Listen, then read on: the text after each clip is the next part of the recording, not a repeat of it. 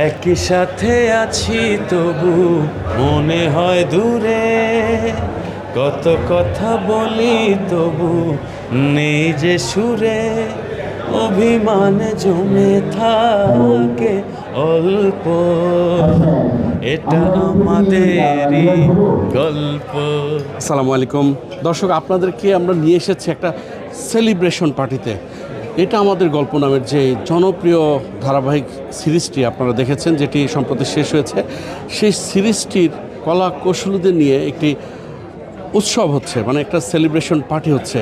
আর সেই পার্টি হচ্ছে রাজধানীর একটি অভিজাত ক্লাবে।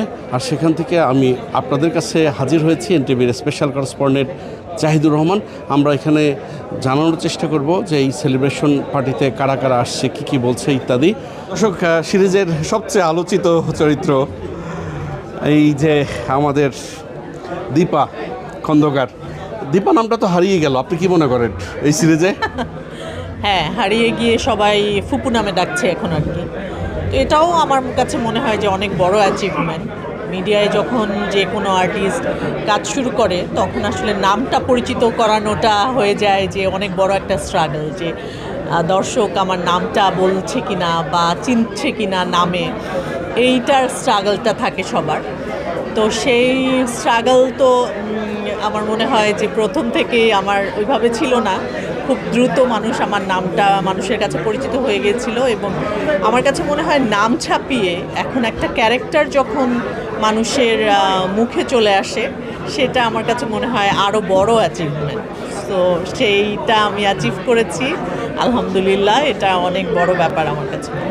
ক্যারিয়ারের এই মধ্য গগনে আপনার কাছে কী মনে হয় এই সিরিজটা আপনাকে কোন উচ্চতায় তুলে ধরলো? এটা তো ডেফিনেটলি আমার কাছে অনেক অনেক বড় একটা জায়গা দিয়েছে মানুষের কাছে, সম্মানের জায়গা যদি বলি, বা আসলে ওই যে আমি বারবারই বলেছিলাম যে সেকেন্ড ইনিংস, কারণ একটা সময় নায়িকা চরিত্র করেছি, সেটা এক ধরনের ক্যারেক্টার ছিল, এবং এখন যখন একটু ক্যারেক্টার আর্টিস্ট হিসেবে কাজ করছি, এখানেও যখন একটা ভালো মতো একটা জায়গায়, রেসপেক্টেবল একটা জায়গা আমাকে দর্শক দিয়েছে, এটা আমার কাছে মনে হয় অনেক বড় আছে।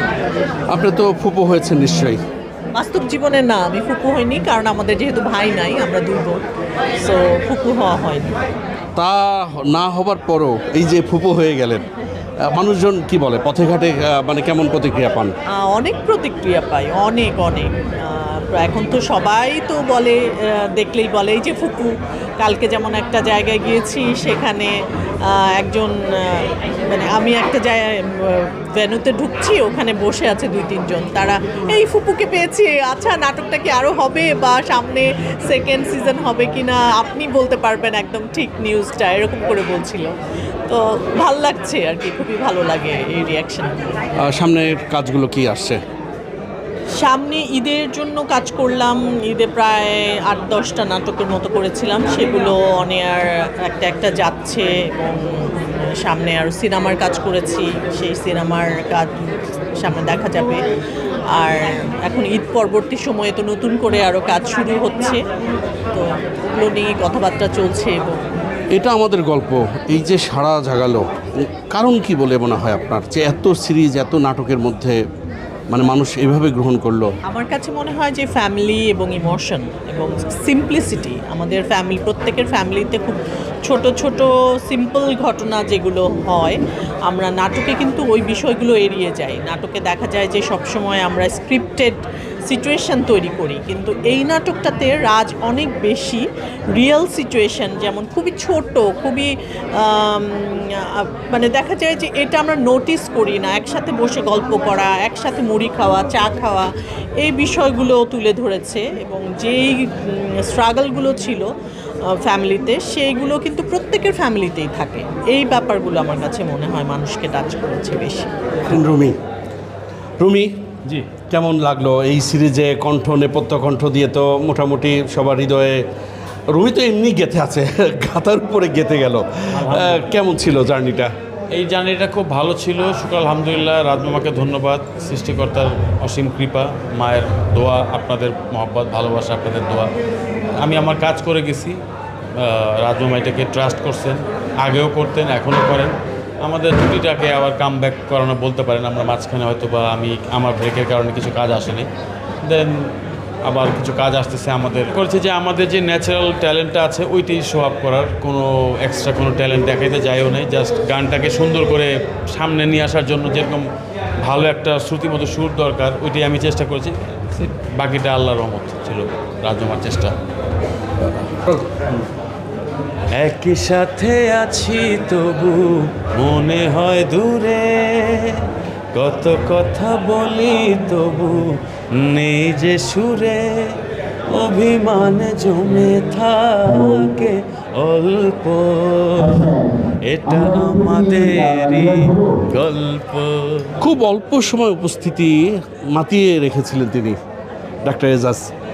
এটা আমাদের গল্পে মানে এত অল্প সময়ে তারপরেও কান্নাকাটিতে তো চোখের পানি ভাসিয়ে দিলেন কেন? এই ক্রেডিটটা আসলে আমার না।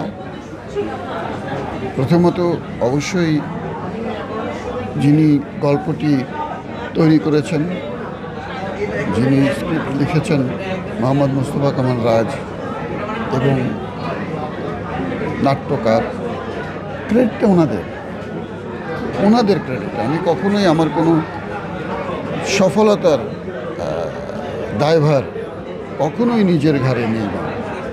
নেওয়াটা একদম বোকামি, আমি অত বোকা না। আমি জানি ওই একটি দৃশ্যে দর্শকের হৃদয়ে যাওয়ার পেছনে এই ক্রেডিট মোহাম্মদ মোস্তফা কামাল রাজের। উনি আমাকে ওই জায়গাটিতে অভিনয় করার সুযোগ দিয়েছেন। উনি মাপতে পেরেছেন যে আমি হয়তোবা ওই কাজটি ভালো করব, সেটি কাজটি ভালো হবার মূল কারণ, আর কিছু না। আপনাকে তো অনেকে মানবতার ডাক্তার বলে, আপাত মস্তক একজন চিকিৎসক, আর এরকম প্রথমে একটা কাঠখোট্টা রোল করলেন, তারপর একটা আবেগে ভাসিয়ে দিলেন। নিজের ভেতরের মানুষের সাথে এই চরিত্রের মানুষের পার্থক্য কতটা ছিল? না, এটা তো অ্যাক্টিং। তো যখন অ্যাক্টিংটা ভালো হয় তখন ভালো লাগে। মানে আমি আসল মানুষটা যদি অভিনয় আসল মানুষই থাকে তাহলে তার অভিনয় হলো না। অভিনয় তো অবশ্যই নকল মানুষ হতে হবে। তো নকল মানুষ ঠিক মতো হতে পারাটাই তো আমি মনে করি যে অভিনয়ে কিছুটা সফলতা আনে। মিস করছেন এই সিরিজকে? হ্যাঁ, ওই দৃশ্যটা আমি ভুলি না। আমি অবাক হয়ে যাই, কি রে এত সুন্দর অভিনয় করেছি। আমি প্রথম যখন দেখলাম নাটকটা, দেখবার পরে আমি রাজভাইকে সুন্দর করে একটা SMS দিলাম যে নিজের অভিনয় দেখে নিজেই কেঁদে ফেললাম। এবং আসলেই আমি নিজের অভিনয় দেখে নিজেই কেঁদে ফেলেছি। খুব ভালো লেগেছে। অ্যাক্টিং করে একটা শান্তি আছে না, তৃপ্তি আছে না, এটা পাওয়া কিন্তু কঠিন এখন এই সময়। তো সেটা এই নাটকে করে আমি পেয়েছি, যে অভিনয় করে যে একটা তৃপ্তি পাওয়া, একটা প্রশান্তি পাওয়া, সেটা পেয়েছি। অনেকে ভারতীয় অভিনেতা দেবানন্দের সাথে আপনাকে একটু মিল খোঁজার চেষ্টা করেন অবচেতন মনে। আপনার কি মনে হয়? হ্যাঁ, অনেকেই বলেন। একজন ইন্ডিয়ান কাস্টিং ডিরেক্টর, বেশ রিনাউন্ড কাস্টিং ডিরেক্টর, উনি আমাকে দেখে বলেছিলেন যে আরে আপনাকে তো দেবানন্দ মনে হচ্ছে, উনি কলকাতার। তো সেদিন ভাবলাম যে কিরে আমি কি দেবানন্দের মতো না কিছু। পরে মিলাতে যে মনে হয় বোধহয় কিছু। তাছাড়া উনি তো অকারণে বলতেন না। ওনার সঙ্গে প্রথম দেখাতে উনি আমাকে বললেন যে উনি খুবই রিনাউন্ড একজন কাস্টিং ডিরেক্টর, বললেন যে আপনি তো দেবানন্দের মতো, এরকম চেহারা। সেই যৌবনকাল তো নেই, এখন তো একেবারে বুড়ো বয়স। প্রিয় একটা ডায়লগ যদি দর্শকদের শোনান এই সিরিজের।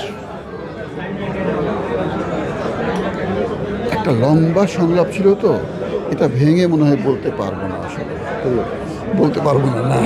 আমাদের গল্পের জামশেদ মুকিত জাকারিয়া, যাকে আপনারা সবসময় একটু ক্লিক লাগানোর চেষ্টায় থাকতেন না? না, আসলে ক্লিক না। আমার বিগ বস আমাকে যেভাবে অ্যাডভাইস করতেন, সেই অ্যাডভাইসগুলো আমি ক্যারি করতাম, সেটা চেষ্টা করি পুঙ্খানুপুঙ্খ করার জন্য। সেটা এখন জাহিদবার মতো চমৎকার একজন জার্নালিস্ট বলছে ক্লিক লাগাচ্ছে, রিক্সাওয়ালা ভাইরা বলে যে প্যাচ কমান। আসলে আমি সেরকম কিছু না, পিওর ভালো মানুষ। 7 মাসের জার্নিটা কেমন ছিল? মিস করেন? অনেক মিস করি। জাহিদ ভাই যেদিন 52 পর্ব হয় আমি টেলিফোনটা বন্ধ করে রেখেছি, কারণ এত কান্না নিতে পারবো না। মানুষের যে হাহাকার, মানুষের ভিতরে যে এত বেশি কষ্ট যে কেন শেষ হয়ে গেল, এই কেন অ্যান্সার আমি দিতে পারবো না। সবাই তো রাজভাইয়ের নাম্বার পায় না, তা আমাকে সবাই ধরে, সবাই তো মোটামুটি জানে, চিনে, বুঝে। সো আমাকে সবাই ফোন দেয়, বলে যে প্লিজ 52 পর্ব শেষ করেন না প্লিজ। 52 পর্ব আগেই তো ডিক্লেয়ার করেছে, প্রায় 46 পর্বেই ডিক্লেয়ার করেছে, এটা 52 পর্ব যাবে না, শুনতেই চাচ্ছে না। অনেকে রিকোয়েস্ট করেছে সেটি 20 মিনিটে ব্যাপ্তিকাল যেন না হয়, এটি 1-1.5 ঘন্টা হয়, সেটি লাস্ট পর্বটাই শুধু 1.5 ঘন্টা হয়েছে। কিন্তু এই যে শেষ হয়ে যাওয়ার ব্যাপারটা, এটা আসলে কেউ অ্যাকসেপ্ট করতে পারছে না। ক্যারিয়ারে এটা কতটা টার্নিং পয়েন্ট, এটা আমাদের গল্পের এই সিরিজটা?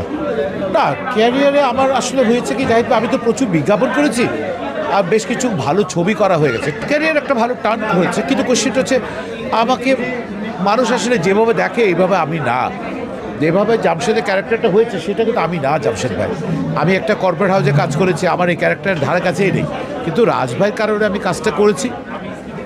একজন ক্লিক বা যেটা উনি স্পেশালভাবে মেনশন করেছে, তার সাথে আমার কোনো সম্পর্ক নাই। তবে চেষ্টা করেছি, তবে একটা জায়গায় জাহিদ ভাইয়ের সাথে তাল মিলিয়ে এবং বাকিদের সাথে তাল মিলিয়ে বলবো, একটা অসাধারণ গল্প থেকে আমরা হঠাৎ করে সরে গেলাম।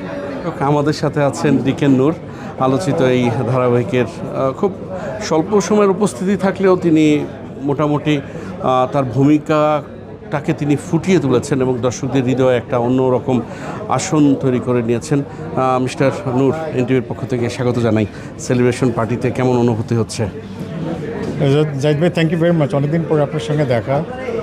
আমাকে তো ডিকন নামে কেউ আর এখন চেনে না, সবাই বলে স্যারের বাবা।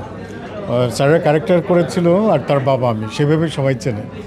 ভালো লাগছে, বিকজ আমার মনে হয় যে বাংলাদেশের হিস্ট্রিতে খুব কমই আছে এরকম যে কোনো একটা টিভি সিরিয়াল কিংবা মুভি হওয়ার পরে কোনো একটা সেলিব্রেশন হয়। সো এই সেলিব্রেশনটাতেই মনে হচ্ছে যে এটা খুব সাকসেসফুল একটা কাজ ছিল। চ্যালেঞ্জগুলো কেমন ছিল? চ্যালেঞ্জ ছিল যে অনেস্টলি জাহিদ ভাই, পাবলিকের ভিউয়ারদের যে ডিমান্ড এবং তাদের রিয়াকশন, মানে অনেক যেখানে যেতাম সবাই বলে যে এটা আপনারা আরও বেশি ডিউরেশন বাড়ান, আরও বেশি কন্টিনিউটি বাড়ান, আরও অনেক অনেক ব্যাপার ছিল, এগুলি চ্যালেঞ্জ ছিল। বাট শুটিংয়ের মধ্যে কোনো চ্যালেঞ্জ ছিল না।